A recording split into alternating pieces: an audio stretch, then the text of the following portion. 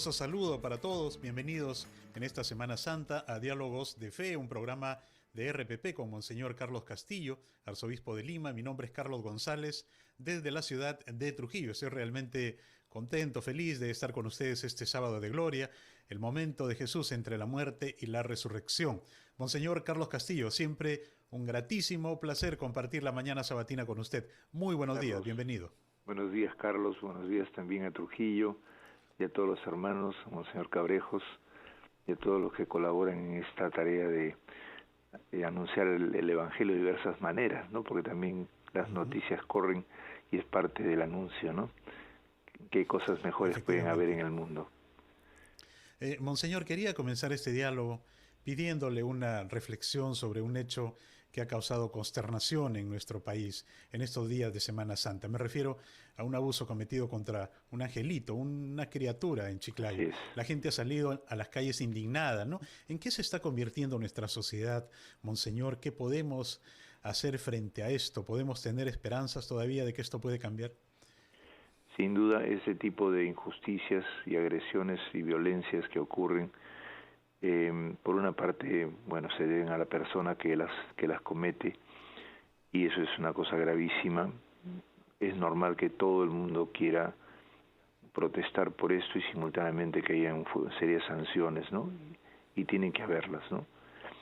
Sin embargo, el asunto es también una cosa de fondo, y es que está creciendo este tipo de actitudes, no solamente con pequeños, pero ciertamente en los pequeños es mucho más escandaloso, ¿no?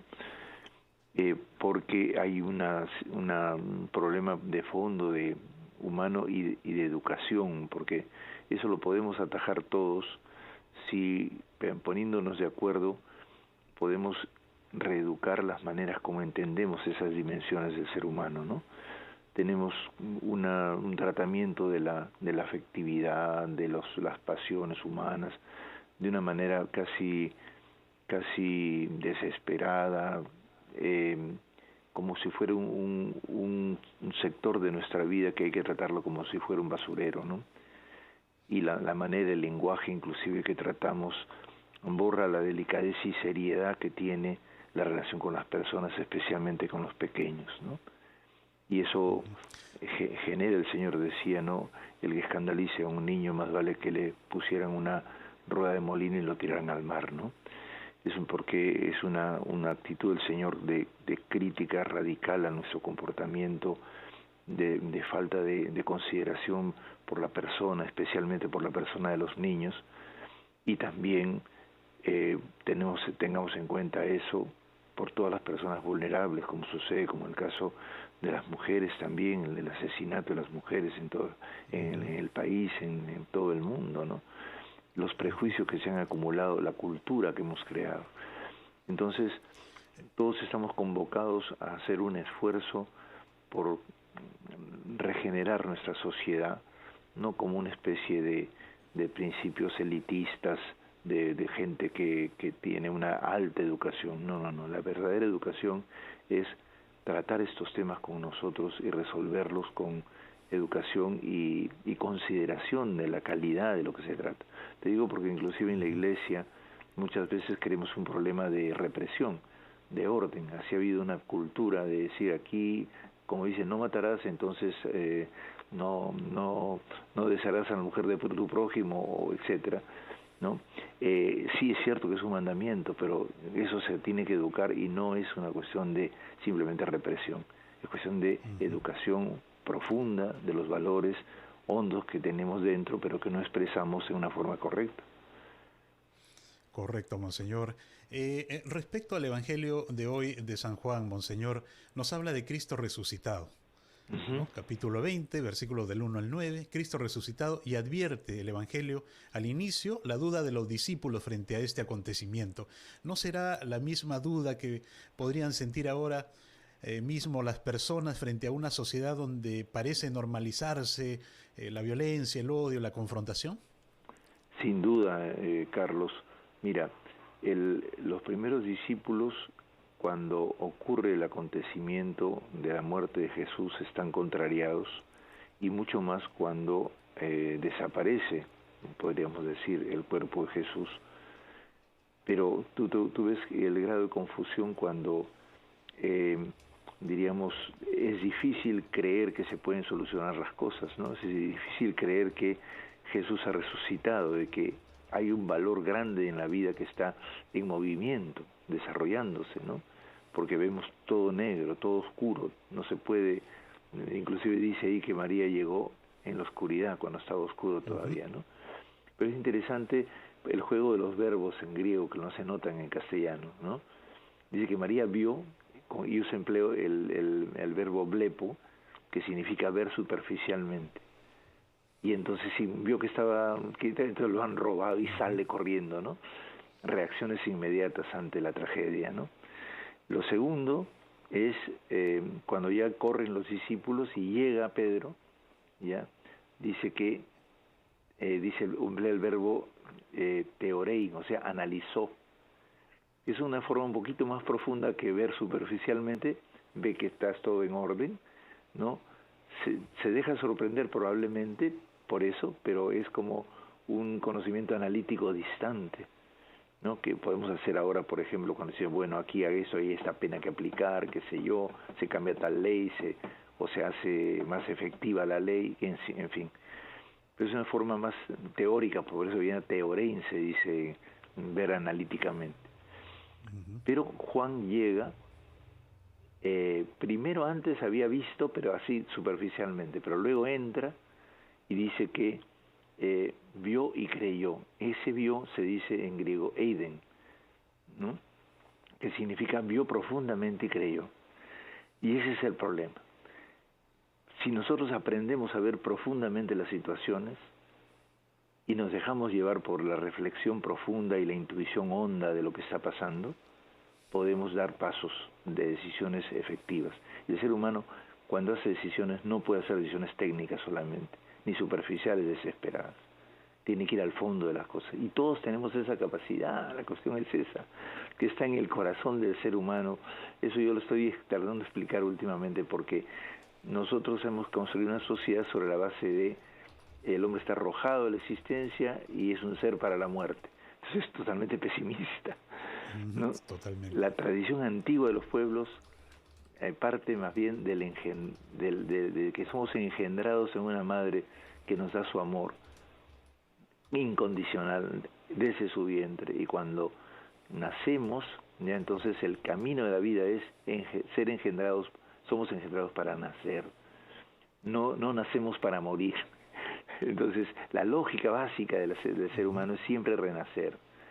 Hemos sido engendrados para nacer y renacer siempre. ¿Qué pasa? Que hay un pesimismo general porque vemos desde el fondo, en forma superficial, un bloqueo total. Y entonces ya el prejuicio de la visión moderna tiene ese problema.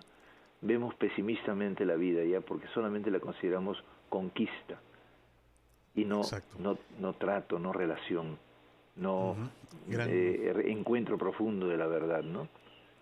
Gran mensaje, sin duda, Monseñor. Importa mucho no quedarnos en lo superficial, sino tener una mirada más profunda de la vida. Permítanos, Monseñor Castillo, unos segundos y luego vamos a regresar para escuchar las palabras del Papa Francisco y con su ayuda podamos comprender a plenitud el importante mensaje de su santidad. Regresamos en breve para continuar con Diálogo de Fe aquí en RPP, la voz de todo el Perú. Estamos en Diálogo de Fe, mi nombre es Carlos González y estamos conversando con Monseñor Carlos Castillo, arzobispo de Lima, en RPP, la voz de todo el Perú. Hemos escuchado un pasaje del Papa Francisco refiriéndose al poder transformación, al poder transformador de Dios, que difiere del poder mundano que muchas veces trae destrucción.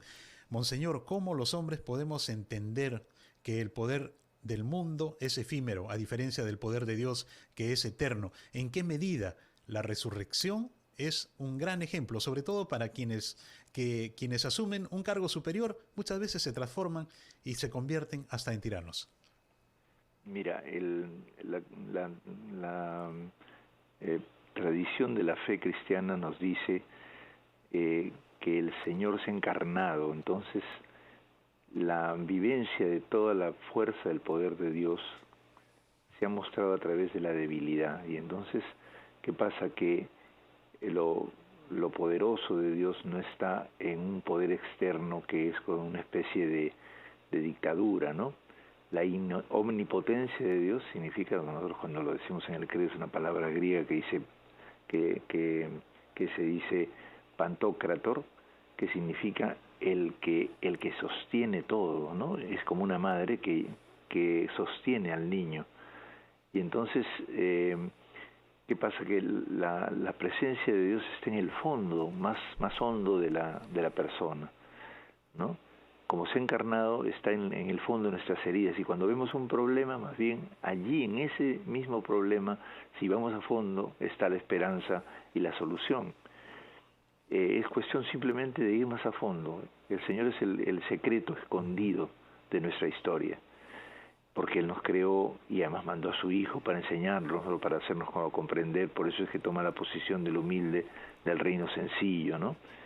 Y entonces los poderes de la tierra en realidad no es que sean malos por sí mismos, sino que vividos superficialmente se convierten en una pantomima, porque no, por ejemplo, van a los valores individuales o los de grupo y no van al bien común, que es una cosa fundamental, y consideran que los demás son objeto y todos nos consideramos unos a otros objeto y destruimos, ¿no? La fe cristiana y los roles que tenemos los obispos, los curas, la gente sencilla que está en la iglesia, tiene una intuición de eso también. La gente sencilla intuye lo profundo, por eso es que dije que no es una cuestión de profundización elitista, de alguien muy educado, muy culto. No. En la Semana Santa lo ves, esta identificación profunda de nuestro pueblo con los signos que ha dejado Jesús, y porque digamos, empalma directamente con su sufrimiento y con su esperanza, ¿no? Lo que pasa es que hay que construir a partir de allí, con un sentido, y las decisiones hay que tomarlas en una línea, y el gran problema es que no hay línea, tomamos decisiones sin pensar en el sentido, y entonces destruimos todo, ¿no? Ahora, Monseñor, ¿qué nos deja la pasión de Cristo? Lo menciona el Papa en su alocución. ¿Qué nos deja la pasión de Cristo, reflejo del sufrimiento y la aflicción que también la observamos en nuestros días, ¿no? Ya sea con los pobres o con los excluidos? Nos deja que Dios no nos abandona ni en la vida, ni en la muerte, ni en la desesperación, y que por tanto su solidaridad nos permite fuerzas para intuir y recapacitar. Nos ha dejado su espíritu, ¿no? Por eso Jesús entrega el espíritu, ¿no?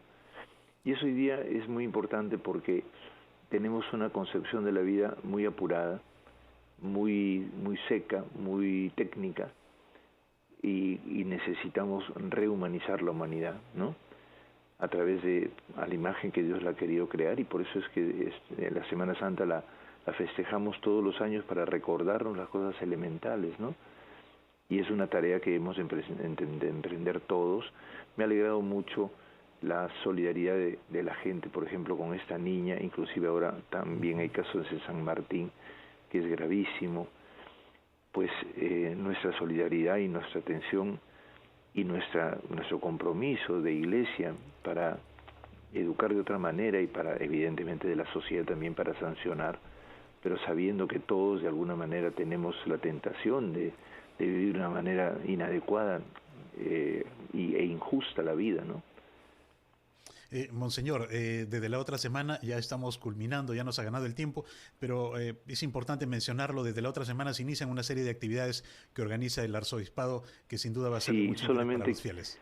Quiero mencionar unita, que es que hacemos un curso de 3 grandes reuniones de discusión sobre los desafíos para la construcción de la fraternidad y la amistad social en el Perú. Curso para que los jóvenes puedan participar en generar una ciudadanía que sea creativa, inspirada y renovada para poder renovar el país. Y entonces vamos a tener el primer tema, la situación actual del país vista desde la perspectiva histórica. Segunda, la reflexión sobre las realidades de la teología y la enseñanza social.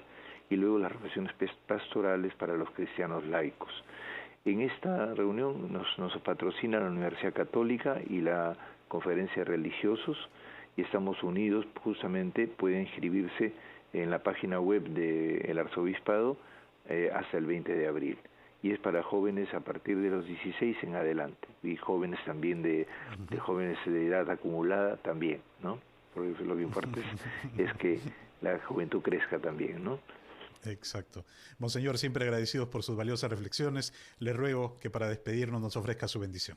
Muchas gracias, Carlos, también por estar hoy día juntos.